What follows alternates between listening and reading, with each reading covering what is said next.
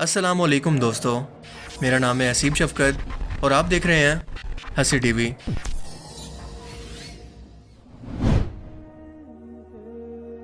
हम सभी लोग जानते हैं कि जादू करने और इसे करवाने वाला शख्स अगर दोनों मुसलमान हैं तो दायरा इस्लाम से खारिज होकर काफिर हो जाते हैं, क्योंकि ये सीधा सीधा शिर्क है। और शिर्क इसलिए कि जादू के अंदर अल्लाह को छोड़कर शैतानी जिन्नात से मदद मांगी जाती है और बज़ाहिर इंसान को वही कुछ नज़र आता है जो कि जादूगर इनसे जिन्नात की मदद से किसी शख्स के दिमाग पर कब्जा करके इसे दिखाना चाहते हैं, लेकिन असल में ये सिर्फ नज़र का धोखा होता है।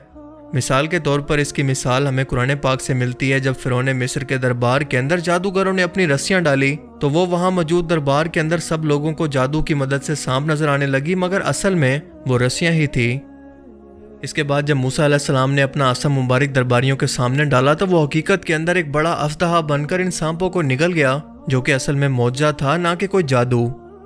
क्योंकि जादू तो सिर्फ नज़र का धोखा होता है, जबकि ये अफ्ताहा हकीकत के अंदर वही अफ्ताहा के अंदर बदला था, ना कि किसी नज़र के धोखे से। और यही वजह थी कि वहाँ मौजूद जादूगर जो कि अपने हुनर के अंदर माहिर थे, ये समझ गए कि ये दरअसल जादू नहीं बल्कि मौजज़ा है, और इसीलिए ईमान ले आए।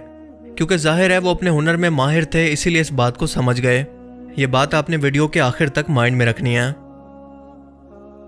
रशियन टीवी चैनल पर कुछ दिन पहले एक 1.5 घंटे का इंटरव्यू एक ऐसी औरत से लिया गया जो कि मुसलसल कई सालों से काले जादू की प्रैक्टिस करती है।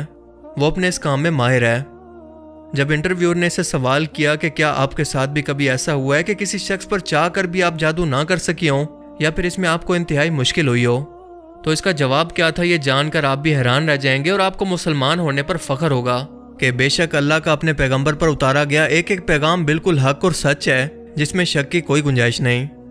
क्योंकि इसका कहना था कि जी हाँ, दुनिया के अंदर सिर्फ प्रैक्टिसिंग मुसलमान ही हैं जिन पर चाह कर भी मैं जादू नहीं कर पाती, क्योंकि ये ऐसे लोग हैं जिनकी सोच, इनका जिस्म, इनकी रूह सब पाक है। वो 5 वक्त की नमाज पढ़ के अपने रब के साथ हमेशा राब्ते के अंदर रहते हैं। इसीलिए मैं जब भी इन पर जादू करने की कोशिश करती हूँ कि शयातीन के जरिए इनके दिमाग पर कब्जा कर सकूं, तो कोई अनजानी सी ताकत का हल्का या कोई डोम इनके पास हर वक्त मौजूद मुझे ऐसा करने से रोकता है, और मेरे लिए इस काम को इंतहाई मुश्किल बना देता है कि एक पाक जिस्म के अंदर मेरे भेजे हुए खबीफ जिन्नात या शयातीन इस जिस्म पर हमला कर सकें। Yes, absolutely. When faced with various religions, it is very difficult to influence Muslims. They are in a constant connection with the egregore. They do namaz every day and read prayers on a daily basis. They are constantly under some kind of a dome, so it is very difficult to influence them. When you start impacting a person, he begins to address in a prayer. Indeed, many of them are very different from those who come to church only when everything is bad in their life. They come to pray and then for 5 years they forget about God, some canons, and so on. Muslims, as a rule, passionately believe and passionately give energy to their egregore, and this egregore protects them very well. ये लोग हमेशा एग्रीगोर से राब्ते में रहते हैं। एग्रीगोर ऐसी रूहानी ताकत को कहते हैं जो कि इन्हें हर वक्त देख रही है, इनकी हिफाजत कर रही है, यानी खुदा की ज़ात। इसका मजीद कहना था कि क्योंकि मुसलमान लगातार अपने खुदा से राब्ते में रहते हैं तो मुझे वक्त ही नहीं मिल पाता कि इन्हें किसी गुनाह के अंदर उलझा सकूं। ये लोग इन लोगों से बिल्कुल मुख्तलिफ हैं जो कि हफ्ते में एक बार चर्च आकर अगले 5 साल बाद दोबारा वहां पर चक्कर लगाते हैं, क्योंकि मुसलमान हर वक्त अपनी दुआ की सूरत में एक एनर्जी अपने रब के पास पहुंचाते रहते हैं, और बदले में इनका खुदा ना सिर्फ इनकी दुआओं को सुनता है बल्कि इनकी हिफाजत भी करता है और इनकी दुआओं का जवाब भी देता है। इसीलिए इनके दिमागों पर कब्जा करना इंतहाई मुश्किल है। इंटरव्यूअर ने अगला सवाल किया कि क्या तुम्हें लगता है कि इनका खुदा मेहरबान और अच्छा है? इसका जवाब था कि जाहिर है कि मेरे लिए तो नहीं, पर इनके लिए हाँ बिल्कुल है, क्योंकि मैं जब भी इन लोगों पर असरअंदाज होने की कोशिश करती हूँ तो कोई चीज़ मुझे बाहर लाकर फेंक देती है।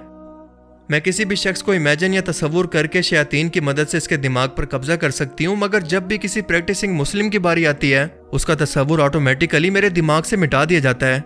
मैं नहीं जानती कि कैसे, और ये बात साबित करती है कि वो शख्स किसी की हिफाजत में है। इंटरव्यूअर ने कहा कि क्या ऐसा सिर्फ मुसलमानों के केस में ही होता है?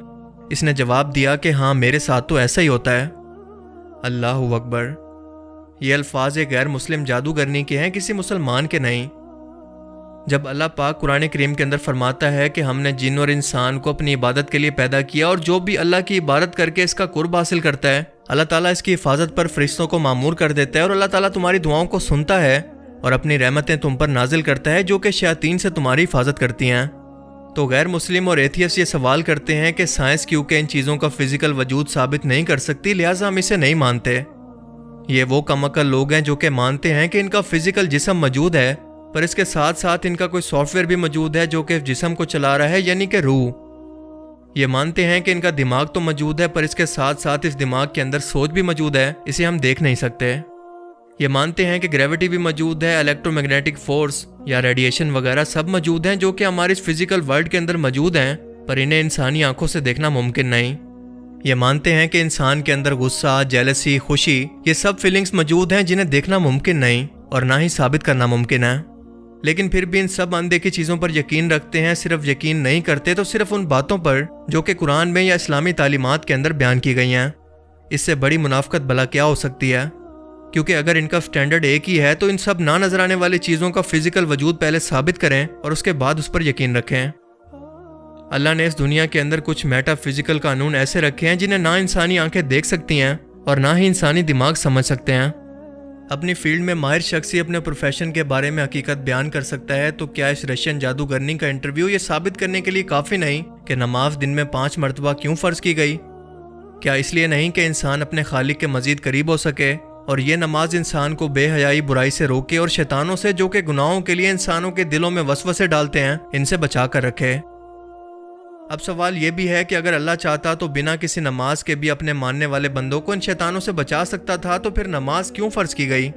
تو اس کا جواب ہمیں سورہ ہجر کی آیت 39 کے اندر ملتا ہے کہ جب شیطان نے اللہ کو چیلنج کیا اور اس نے کہا کہ پروردگار، جیسا تو نے مجھے رستے سے الگ کیا ہے، میں بھی زمین کے لوگوں کے لیے گناہوں کو ان کی نظروں میں آراستہ کر کے دکھاؤں گا اور ان سب کو بہکاؤں گا، لیکن ان میں جو تیرے مخلص بندے ہیں ان پر قابو پانا میرے لیے انتہائی مشکل ہے۔ کیا یہ قرآن کے وہی الفاظ نہیں جو کہ یہ جادوگرنی اپنے انٹرویو میں دہرا رہی ہے؟ اس کے بعد اللہ پاک مزید فرماتا ہے کہ مجھ تک پہنچنے کا یہی سیدھا راستہ ہے، جو میرے مخلص نیک بندے ہیں ان پر تجھے کوئی اختیار نہیں کہ تو ان کو گناہوں میں ڈال سکے، ہاں مگر گمراہوں میں سے لوگ تیرے پیچھے چل پڑیں گے اور ان سب کے وعدے کی جگہ جہنم ہے۔ یعنی شیطان کا یہ وعدہ تھا کہ وہ انسانوں کو قیامت تک اپنی شیطانی فوج سے بہکائے گا، اور اس کے بہکاوے میں وہی شخص آئے گا جو کہ ناپاکی، بے حیائی اور گناہوں میں ڈوبا رہے گا، پھر چاہے وہ مسلمان ہی کیوں نہ ہو۔ کیونکہ اس جادوگرنی نے بھی بالکل یہی الفاظ استعمال کیے کہ پریکٹسنگ مسلم، یعنی نام کے نہیں بلکہ دین پر عمل کرنے والے مسلمان اس سے بچے رہتے ہیں۔ قرآن کریم میں ایک بار نہیں بلکہ اسی سے ملتے جلتے الفاظ سورہ الاعراف کی آیت 14 کے اندر کچھ اس طرح سے بیان ہوتے ہیں کہ اس نے یعنی شیطان نے اللہ سے کہا کہ مجھے اس دن تک کی مہلت عطا فرما جس دن لوگ قبروں سے اٹھائے جائیں گے، یعنی قیامت تک۔ اللہ نے فرمایا کہ اچھا جا، تجھ کو مہلت دی۔ پھر شیطان نے کہا کہ تو نے تو مجھے معلوم کیا ہے، میں تیرے سیدھے راستے پر ان لوگوں کو بھی گمراہ کرنے کے لیے بیٹھوں گا، پھر ان کے آگے سے، پیچھے سے، دائیں طرف سے اور بائیں طرف سے، یعنی چاروں طرف سے ان پر حملہ کرتا رہوں گا، اور تو ان میں سے زیادہ تر کو شکر گزار نہیں پائے گا، یعنی زیادہ تر لوگ گمراہ ہو جائیں گے۔ اس سے زیادہ آسان الفاظ کے اندر اور کھول کھول کر اللہ کی ذات انسانوں کو وارننگ دے کر اور بھلا کیسے سمجھائے؟ اور اگر اب بھی ہم لوگ نہ سمجھیں تو غلطی کس کی ہے، اللہ کی یا ہماری؟ ایک بار سوچئے گا ضرور۔ باقی آپ اس بارے میں کیا سوچتے ہیں؟ اپنی قیمتی رائے کا اظہار کمنٹ سیکشن میں ضرور کریں، اور اب میں ملوں گا آپ سے ایک ایسی ہی نئی انٹرسٹنگ ویڈیو میں۔ تب تک کے لیے اپنا بہت سا خیال رکھیے گا۔ Thanks for watching this video. اللہ حافظ۔ Is this some kind of a good egregore? Well, for them, yes. This egregore is good for adepts who contribute good energy to it. How do you sense it? For instance, you have found an energy trace of such person. What's next? Do you try to drag him somehow to visualize this threat and you fail? Or how do you do that? It disappears. I cannot get a grip on it. I focus on it, but something immediately knocks me out of the flow, just like that. Or I visualize a person in front of me clearly and can affect him even at a mental level, but some image is not created in my mind at all. I even look at a photo, reproduce an image, but it vanishes from my mind. Thus, I can clearly see that a person is covered with something. Does this only work with Muslims? It does for me.